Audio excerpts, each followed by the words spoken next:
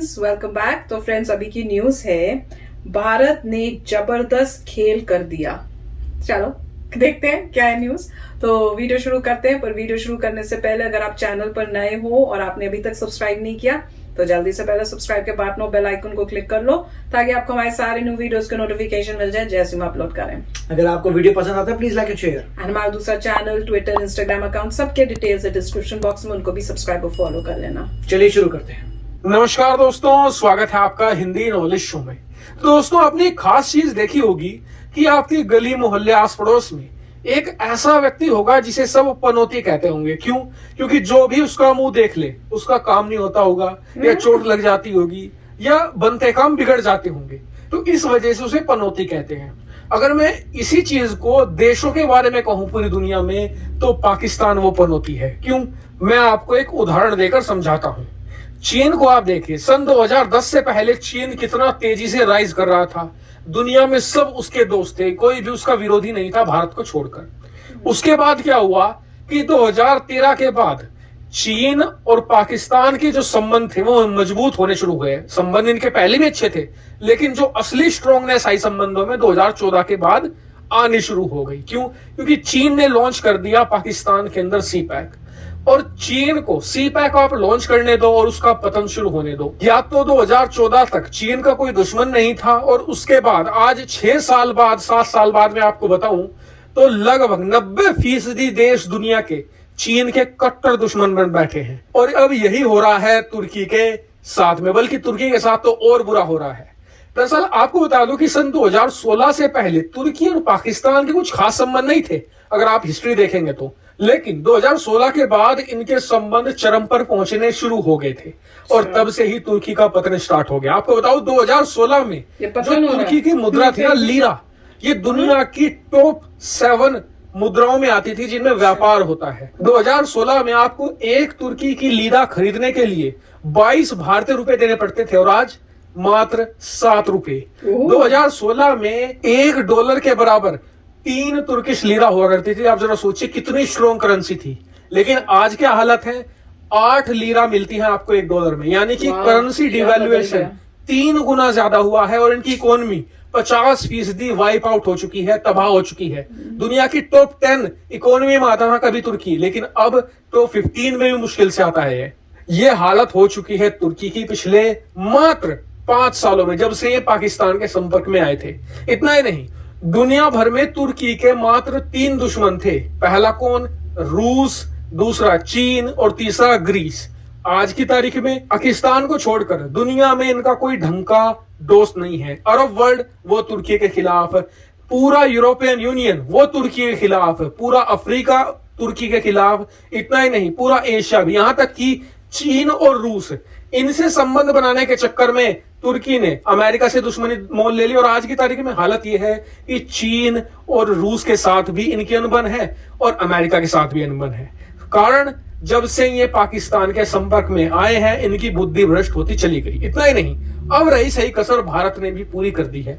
दरअसल भारत अब मिस्र यानी इजिप्ट और ग्रीस के साथ मिलकर एक अलायंस में तुर्की के दरवाजे पर पहुंच चुके हैं। दरअसल स्क्रीन पर आप देखिए, जो ये रेड लाइनिंग में देश है, ऊपर ये है ग्रीस, नीचे ये है इजिप्ट यानी कि मिस्र, और जो बीच में येलो लाइन में मैंने कवर किया है ये है मेडिटेरियन सी। जो ब्लू लाइन है ये है तुर्की के तटीय इलाका जो मेडिटेरियन सी में लगता है। अब भारत यहाँ पर इजिप्ट और ग्रीस की नौसेना के साथ मिलकर युद्धाभ्यास अंजाम दे रहा है। भारत के जो जंगी बेड़े हैं वो यहाँ पर पहुंच चुके हैं, और यहाँ पर तुर्की के खिलाफ एक जबरदस्त युद्धाभ्यास किया जाएगा। और तीनों ही देश दरअसल दुश्मनी रखते हैं तुर्की के साथ में, और यहाँ पर भारत ने एक लंबा गेम खेला है। दरअसल भारत को पता है कि तुर्की आने वाले समय में उसका सरदर्द बन सकता है।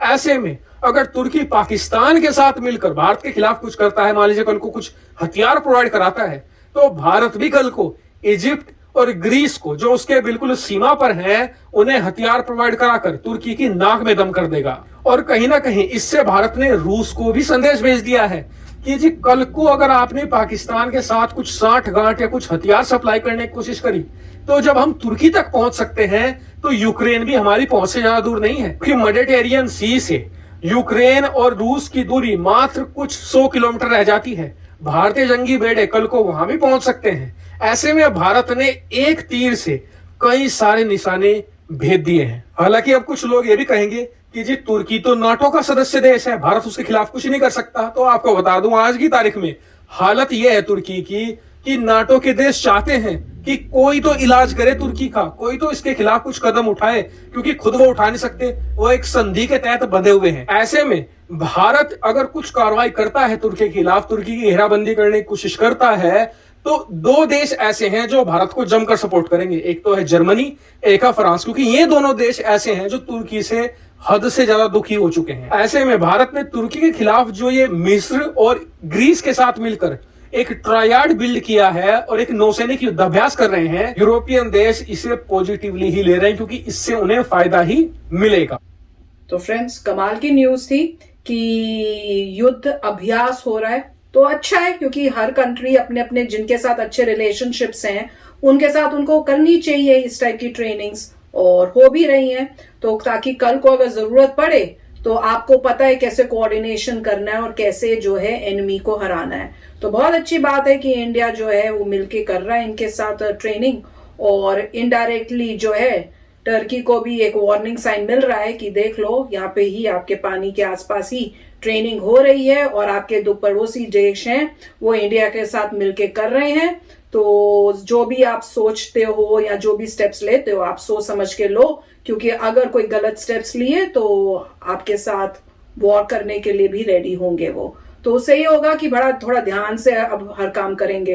पर ये काफी मजाकिया था जब उन्होंने कहा क्या पनौती, तो मुझे पता है कौन सा गाना याद आ रहा था। एक गाना है, पता नहीं आप लोगों ने भी सुना है कि नहीं, अक्षय कुमार था उसमें, और उसमें था कि पनौती की इवन मेरी ऐसी बुरी हालत है उसकी कि इवन बिल्ली अगर काली बिल्ली भी कर जाए वो भी इतनी नहीं, मुझे गाने के वर्डिंग्स नहीं याद आ रहे, कि अगर काली बिल्ली भी काट जाए वो भी इतनी बड़ी नहीं, मतलब पनौती है जितना कि अगर ये आपके सामने आ जाए।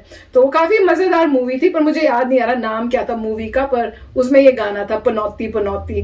तो मेरे को वही लफ्ज सुन के जब मैं सुना तो मुझे उसका ध्यान आ रहा था। तो कह रहे थे कि पाकिस्तान का ये हाल है कि पाकिस्तान एक पनौती टाइप है कि जिसके साथ फ्रेंडशिप करता है उसका डाउनफॉल शुरू हो जाता है। तो एक सोचने की ये भी बात है कि फ्रेंडशिप किस जिनके अगर आप कैसे हो, अगर आप ह्यूमन नेचर देखो तो ह्यूमन नेचर में आप अपने तरीके के अपने टाइप के लोगों के साथ ही जो है फ्रेंडशिप करते हो। तो अगर आप अच्छे हो तो अच्छे के साथ फ्रेंडशिप करोगे, अगर आप बुरे हो तो आपको बुरे लोगों की संगति अच्छी लगेगी। तो वही है भाई, तो आपने जिनके साथ किया वो भी फिर मतलब है तो उसी टाइप के, तो उनका इवेंचुअली जो गलत काम करेंगे उनके डाउनफॉल तो होता ही है, अभी ना हो पर कभी ना कभी तो होगा ही ना, टाइम के बाद जैसे जैसे टाइम जाएगा। तो वही नजर आ रहा है, पर काफी इंटरेस्टिंग था। एंड मेरे ख्याल से तो इंडिया को जिन जिन कंट्रीज के साथ अच्छे रिलेशनशिप्स हैं उनके साथ जो है जरूर ऐसे ट्रेनिंग्स करनी चाहिए, ताकि एक तो एक दूसरे के साथ कैसे मिलके अगर वॉर हो तो करना आता है, और साथ में आसपास के जो आपके एनिमीज हैं या जो आपके दुश्मन या बैड रिलेशंस हैं जिनके साथ, उनको भी एक वार्निंग मिल जाती है इनडायरेक्टली कि देखो हम अकेले नहीं है, कुछ हुआ तो हम रेडी हैं। राइट। अब मैं तो बिलीव नहीं करता सुपरस्टिशन में, इसलिए मैं तो ऐसा नहीं कहूँगा, मगर ये कहने की कोशिश कर रहे हैं कि जिसने भी रिलेशनशिप बनाई है पाकिस्तान से उनके साथ बुरा हुआ है, वो ये कह रहे हैं। बट मतलब कहने का मतलब यही है, मगर मैं सुपरस्टिशन में बिलीव नहीं करता। मैं तो ये कहूँगा कि अगर आप गलत स्टेप्स ले रहे हैं तो आपकी डाउनफॉल गारंटेड है, इरिस्पेक्टिव कि आपने सुबह किसका मुंह देखा या नहीं देखा। अगर आपने गलत एक्शन लिए तो आपको कोई नहीं बचा सकता। वो तो आपको एक बार चांस मिलेगा, 2 बार चांस मिलेगा, उसके बाद आपकी डाउनफॉल जो है गारंटेड है। अब चाइना के इतने एनिमीज इसलिए बने हैं क्योंकि चाइना का जीडीपी ऊपर उठ गया है।